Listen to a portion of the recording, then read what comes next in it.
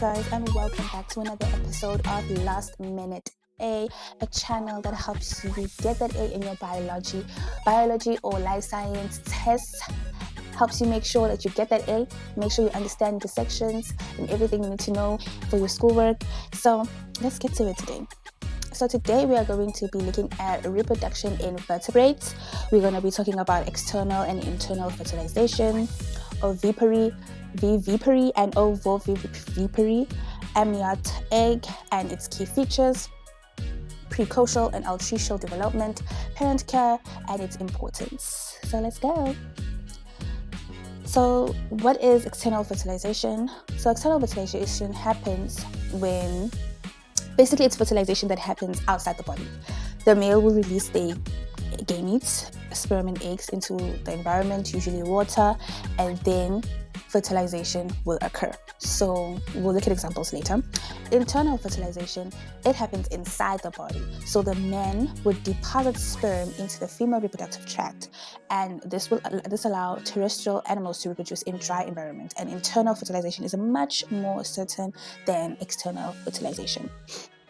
So let's look at examples. So as you can see here, for external fertilization, you have fish. So what fish do to reproduce? The male fish will swim up to this little area in the lake or river or sea, and they will release their sperm. And in that area, maybe like 2 days ago, a female fish had released her eggs there. So since it's already in a water environment, it helps the sperm be able to swim to the egg easily. So the sperm will swim to the egg, and then that's how external fertilization occurs. It did not occur inside the female. And external fertilization is not certain, because like I mentioned, maybe the female had deposited her eggs maybe a week ago, 2 days ago, and maybe the eggs are not already like in a good place, or the sperm don't get to swim there as quickly enough. It's a lot of things, environmental things that could cause external fertilization to not happen. Unlike internal fertilization, we can make an example with humans. The male will have to deposit his sperms inside the woman's reproductive tract, and then the fertilization will occur in her fallopian tubes inside her body, and then the embryo is formed. And that is much more certain because it is in a very controlled environment that is meant for fertilization to occur and to thrive. So everything is kind of set for that fertilization to occur. Unlike external, where it just happens in the river, in the lake, there's a lot of environmental factors that can cause it not to happen. So yeah. Now we're going to look at different types of ways that animals form embryos or give birth to the offspring. So we have ovipary. Ovipary is animals that lay eggs outside their body, and the embryo develops within the egg. And for example, we have a chicken. So chickens, they lay their eggs, they build a nest, they lay their eggs, and they sit on their eggs for a certain amount of hours in the day to keep the eggs nice and warm and ensuring that the eggs are safe. And the embryo inside the egg develops inside the egg, everything. It gets all its nutrition inside the egg. The mom's responsibility is just to make sure that it is warm and it is safe. That is ovipary. So an example of an animal like that is chickens. And then we also have vivipary. So vivipary or viviparous animals, I don't know if I'm saying that correctly, sorry, are animals that give birth to live young. The embryo develops inside the mother. The mother nourishes it directly, often through the placenta in mammals. So this is also what humans do. You get pregnant, or for example, a dog will get pregnant, and the baby or the fetus will grow inside, and the embryo will develop inside of the dog, the female dog, and it will get all its nutrients directly from the mother through the placenta. So whatever the mom eats, all the nutrition from the food that the mother eats goes directly to the baby from the mother. And for example of that, like I said, it is dogs. And when they give birth to live offspring. Like it's already alive, it's already moving.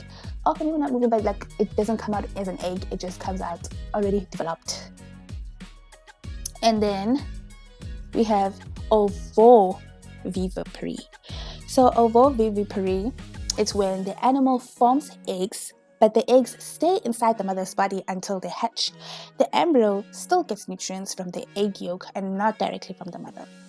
So for ovovivipary, what happens is that that animal, for example, a snake will carry the eggs inside their body, but it's still eggs, and they still don't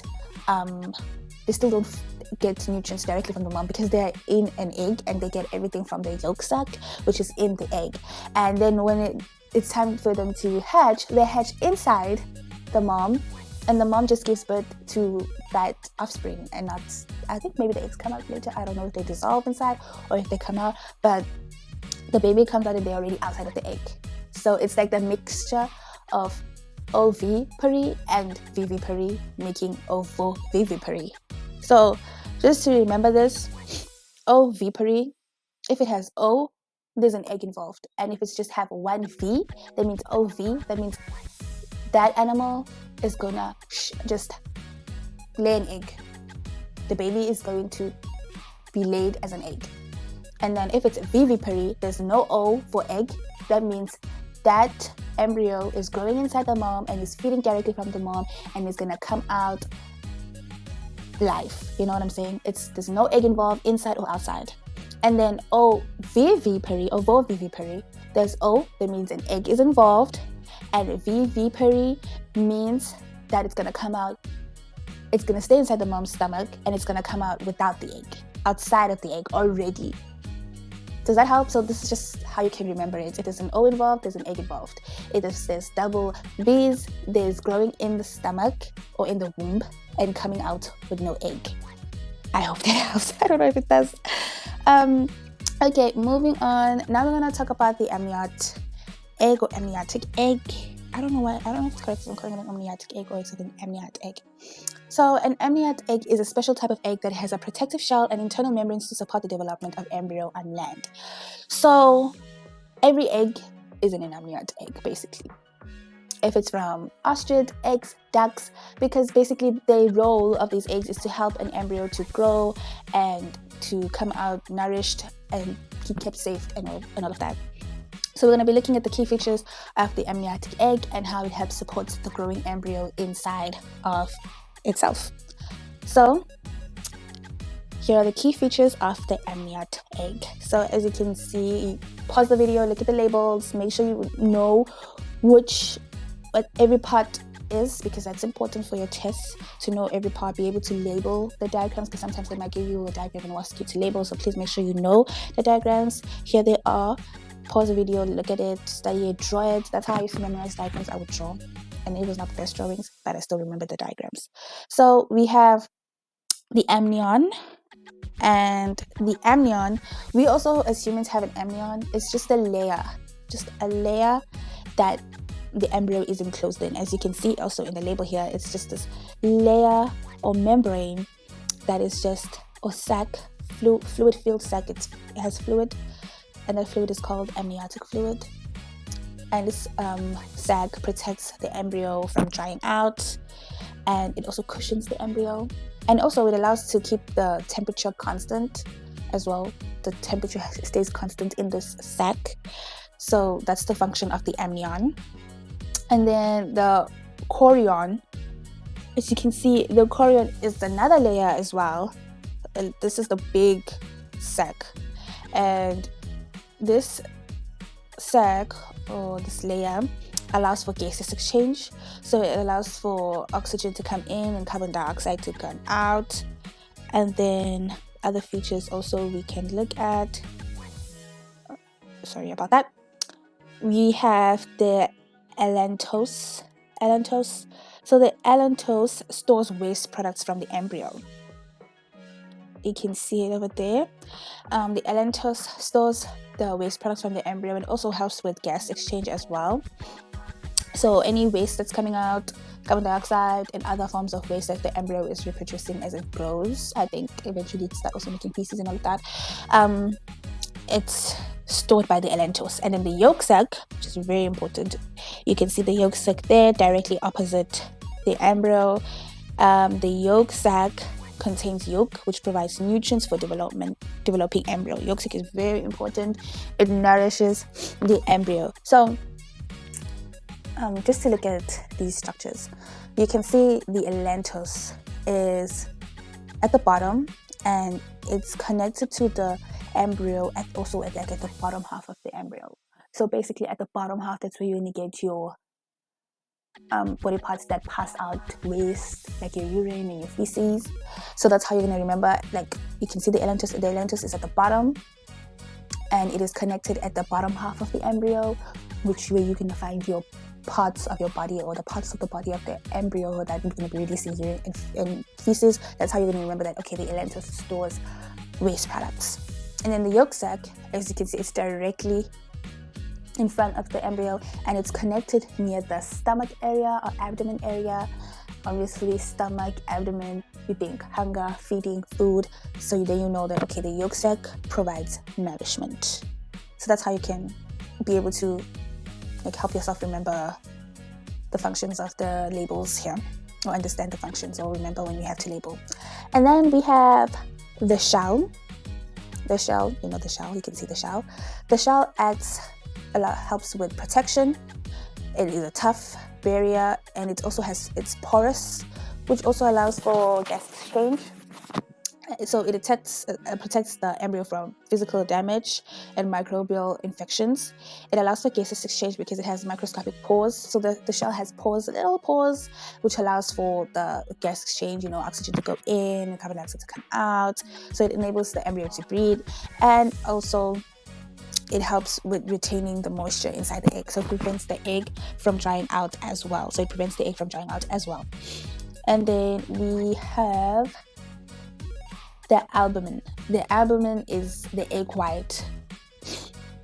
So the egg white, or the albumin, serves as a cushion for the embryo. So it surrounds the yolk sac, as you can see. It surrounds the yolk sac and the layer, which is the chorion. It surrounds that, and it acts as a shock absorber. So the albumin acts as a shock absorber, protecting the embryo from mechanical harm. So any harsh movement and stuff like that, it helps protect the embryo to not get hurt from all of that movement, and it acts as a shock absorber. So I hope the labeling was easy to understand. You can always pause, write down, make sure you know the labels. And why is the amniotic egg so much important? So why is the amniotic egg so important? It's important because it allows for animals to reproduce on land without the need of water for the embryo to survive.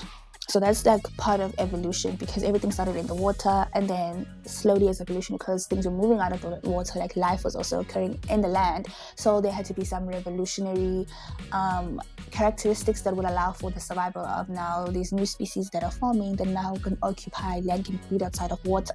And the egg is one of those evolutionary characteristics that was developed. And as I mentioned, it allows for these animals, land animals, to reproduce with no need of water. So that's why it is very much important. Now we're going to look at different types. So these two different types of development. We have precocial development. So precocial development is when an animal, when it is born or when it hatches from an egg, it is well developed.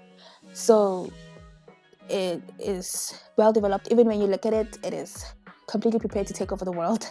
They are usually born or hatched with their eyes open. You will see that their eyes are open, blinking, looking around. They are covered in fur, fully covered in fur, or fully covered with feathers. They're able to move around already. They are moving around quickly, and they're walking properly, and they are able to feed themselves soon after birth. So they don't need to feed directly from the mother, or to need the mother to be able to provide food for them. They can just feed themselves. And basically other characteristics, or just to expand on more the characteristics of precocial development, it will include eyes being open, body covered in fur or feathers, can walk or move shortly after birth, need less parental care, meaning needs less protection from the parent, or the parent doesn't need much protection from the parent, doesn't need much supervision from the parent. And an example of that is chickens. When chickens are born, yes, they do follow the mom, but the mom would be feeding this side and they'll be feeding on the other side, because sometimes at the first stages, the mom might help dig for the kids and they'll go eat where the mom is digging. But you can also see them like picking up food in other areas regardless of where the mom is digging. Ducks as well, geese as well, they get born, they are swimming, they're inside the water already swimming, they are already able to feed themselves.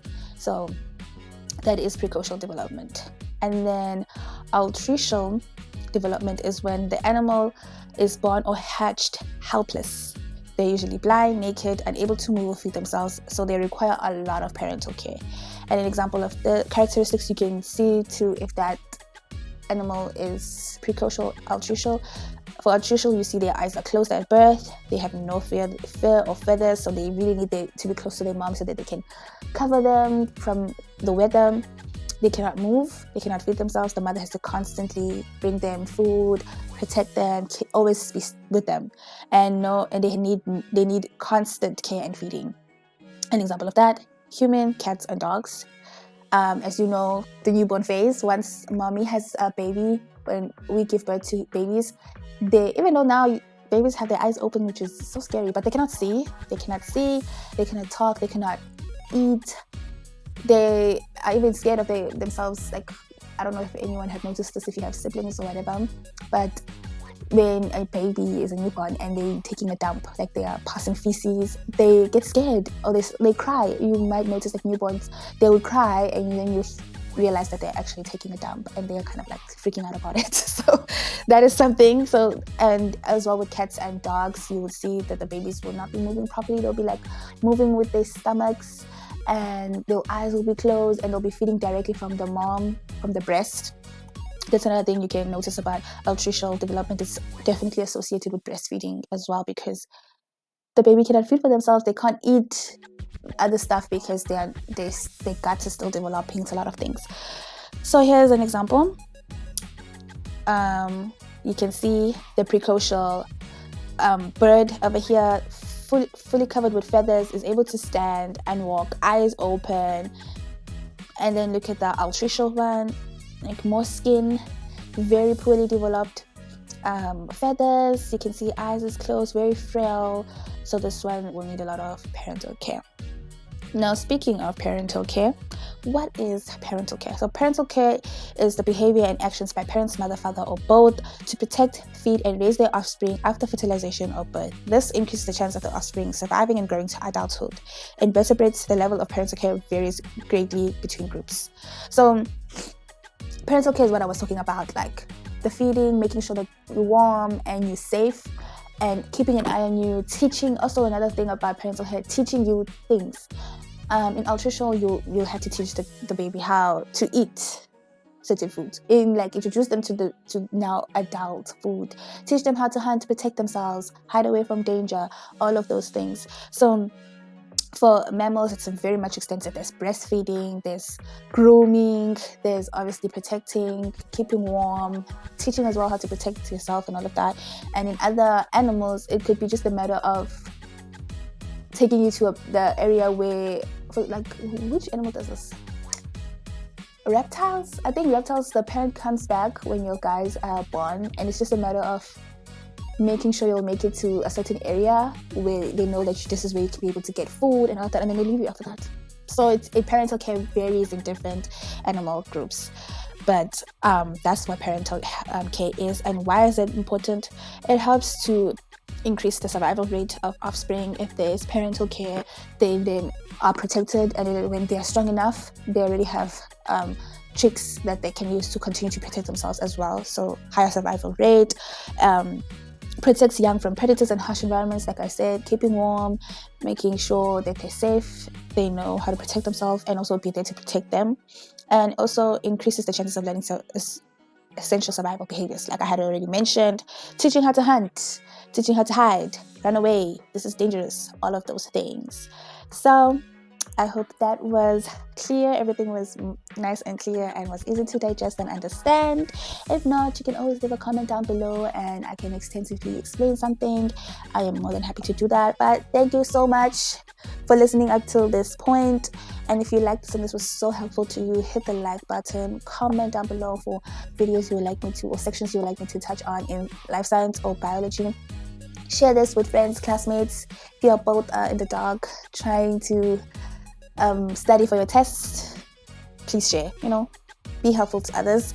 And also subscribe and hit the notification button so that you get a notification every time I upload a new video and any new content that will be helpful to you.